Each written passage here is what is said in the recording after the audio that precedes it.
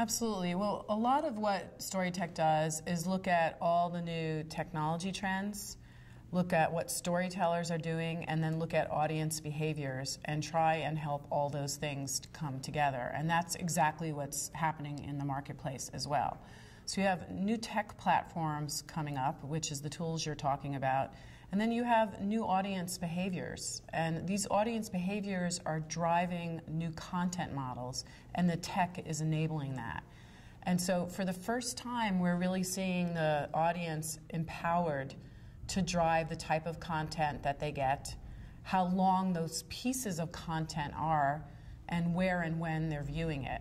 And because of that, content creators now have all sorts of new business models and content formats to play with. And then here at these shows like NAB, we're getting to meet and see all the different tools that are enabling that.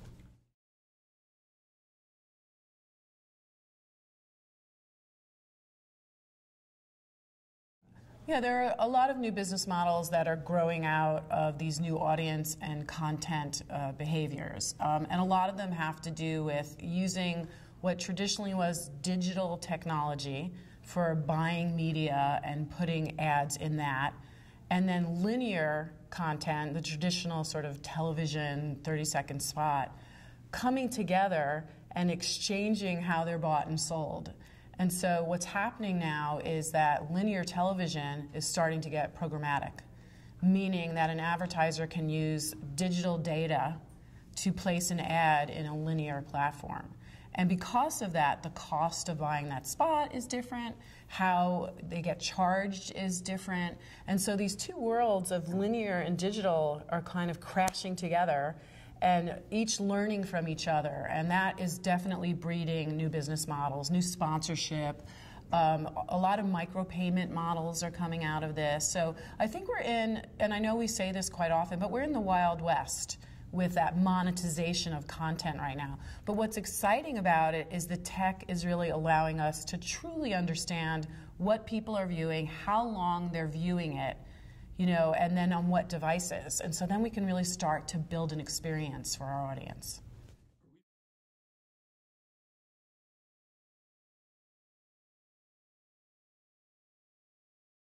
I think, scale is everybody's favorite word right now, but the truth is, for the kind of storytelling that a lot of brands and entertainment players want to do, programmatic is not the solution. You need sort of a longer top-level view that requires that human touch for that storytelling piece. And so what I think we're entering is a world where you'll have that longer form storytelling coupled with that programmatic insertion. And I think it's those two things together. So I don't think we throw the baby out with the bathwater. I think you need both. And that's the same thing with, you can draw a total metaphor to what's happening with watching short form content on mobile phones and tablets that's pushing towards longer form engagement in that screen in the living room. And so it's the same analogy, right? It's short form storytelling drives to long form.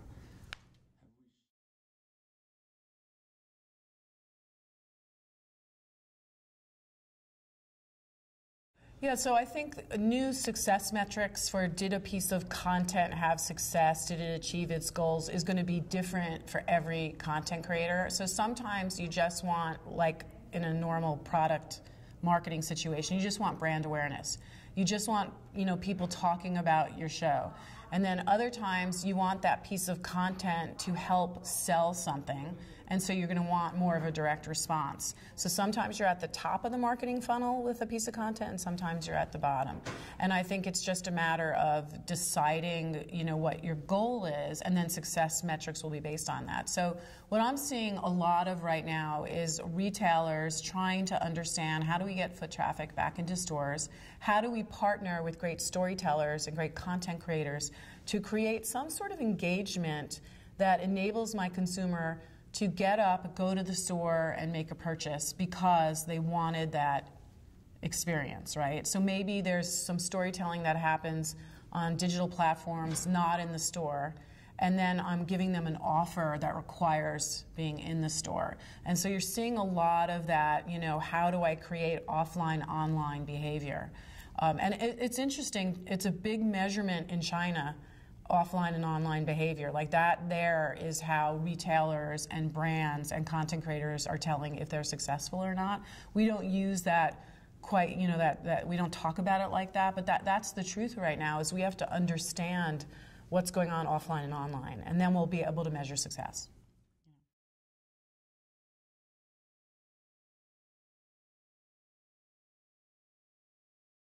Obsessed with the microcharge idea, and it's so underappreciated. There's Yes. very few people talking about it. Tell me a little bit about your vision for how that unfolds. For the vision around micropayments and even subscription models. I mean, look, I do this all the time. I subscribe to something because I want it, and I forget that every month they're charging me, but I'm really happy to get that piece of payment. And so there's a psychological thing to that too, is that you're happy you're not paying a big whopping fee all at once, and these little micropayments take the hurt out of, you know, that money coming out of your bank account.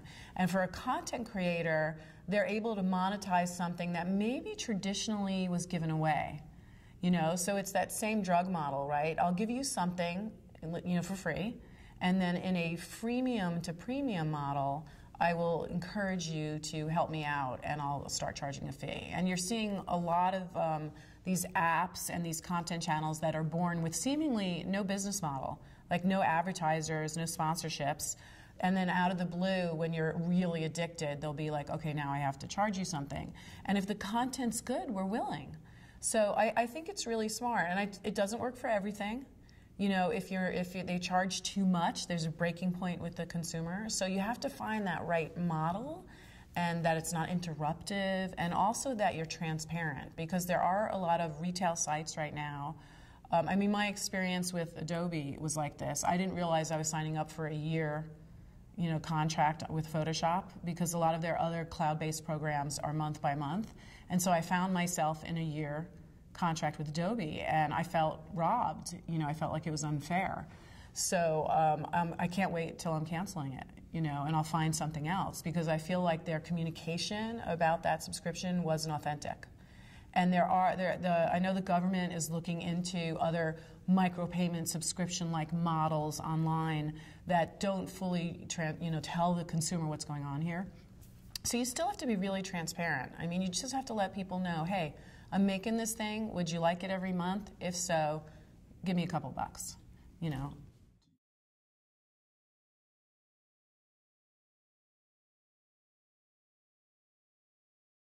Yeah, I think the phenomena of cord cutters has opened the door to people getting double charged for the same piece of content, because what you're trying to do right now is maybe start with, you know, Series 1 and then go to Series 2 and Series 3. And so what it requires is for you to bop around platforms. And so sometimes you're paying for your Hulu, you know, subscription, and then you're on Amazon Prime, and then you're watching it on cable. And then CBS just launched a premium app that the only way I'm going to get the new Star Trek series is if I sign up for this CBS thing. But I'm already paying for cable.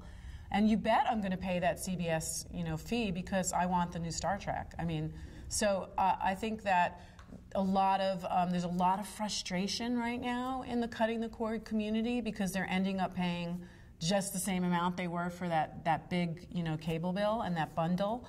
The only thing they like about it is that there's this false sense of, I created my bundle.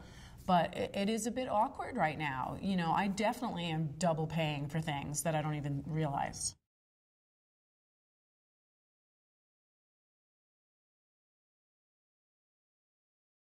Yeah, I think publishers are in an interesting place right now with how they get paid, and it's very possible that they can double dip, and I think everybody's looking at that, and there's a couple of challenges right now, right? I mean, we certainly have ad fraud, which is a big problem in whether something actually did get viewed, and that goes for content too. That's not only for ads, but did the promise get executed? And so there's a lot of ad fraud. There's bots. There's all sorts of things going on online that you don't really know what happened. So should that publisher, you know, get paid? And then, of course, with ad blockers, consumers are now saying, no, I'm not going to play the game you want me to play. But what's happening is the piece of content is attached to the ad that's getting blocked, and so the content doesn't get watched. And so there's a lot of things going on right now on that consumer driving tech and these new behaviors that it's not so clear who's getting paid and when they're getting paid and how they're getting paid. And I think that's the weird world. And I do think if double dipping is clear, that the government's going to come in and say, okay, we have to look at this.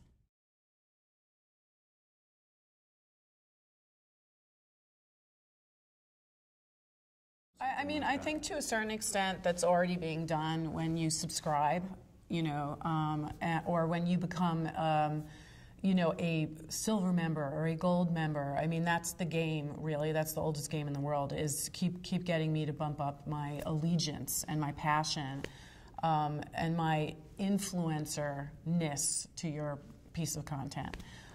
So yes, I think that's definitely models that everybody is looking at. It's just so complex right now. You know, it's so complex, and there are so many players with their hands in the game right now. So many trading desks, so many publishers, so many, you know, sell side, buy side, and then the content creator, and then are they the distributor? And, you know, who is everybody right now is the biggest problem. So I think that's kind of the challenge with how people get paid, and can publishers own that growth journey? Can they own the CRM is really what you're asking, to that consumer's affinity to that piece of content. And I don't know, because it's so complex. And by the way, should it be the showrunner, the content creator, not the studio and the network? You know, I'm a J.J. Abrams fan. Do I care what network he creates content on? You know, I love Dan Harmon. You know, I'm obsessed with Dan Harmon. So if I'm obsessed with Dan Harmon, do I think about, okay, you know, Morty and Rick is on the Comedy Central right now, I'm going to go to Comedy Central? No, I just think I want Dan Harmon, I want Morty and Rick. So I think that's kind of what's happening right now, is our affinities are being created by great content, not by the model.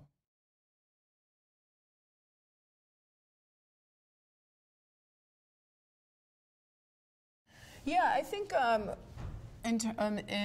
in terms of innovative new content formats, I think the most interesting thing is, well, there's a couple of things. Obviously, what's going on with Snapchat, with Instagram, with Facebook Live. I mean, I am so into Facebook Live right now, and that's only because they're pushing the algorithm so everybody looks at your stuff. Because people out of the blue are like seeing my Facebook Live posts that I know in a couple of months, when they start really pumping the algorithm out and charging publishers, no one's going to see anything. But it is really sort of addictive and intriguing to just push that live button, and then all of a sudden you're like a TV star, you know, in the Facebook world. Although, again, a lot of people won't see it eventually, but I think that's really interesting. But I think the really sort of creative approach right now is in the windowing of a piece of content. Like how it starts on one platform, maybe it's 5-minute pieces, it's a 5-minute serial, and then it'll go to another platform, and all those 5 minutes of 30 episodes are combined to be an hour long, and then it goes to foreign distribution as a 2-hour movie in theaters. And so what's happening that's challenging but sort of interesting is that content creators have to shoot things now, understanding that the storytelling arc has to work in a variety of timings and windowing. So now they're shooting for a 5-minute version, a 15-minute version, a 2-hour version, and you can't shoot it knowing that we're going to commercial break in 12 minutes, you know, or this is a serial, so I have to leave them hanging, because the truth is, in a binge environment, I'm not hanging. I'm just going on to the next episode. And so how long should that plot point play out? And I don't even think content creators know when they're sitting down to shoot where their content's going to end up. And so you have to, just like you always shoot in 4K so you can go down, you've got to always shoot now thinking, oh my God, this could be this or this or this. And so I think it's kind of really challenging for a storyteller to bang on that sort of art of the story itself.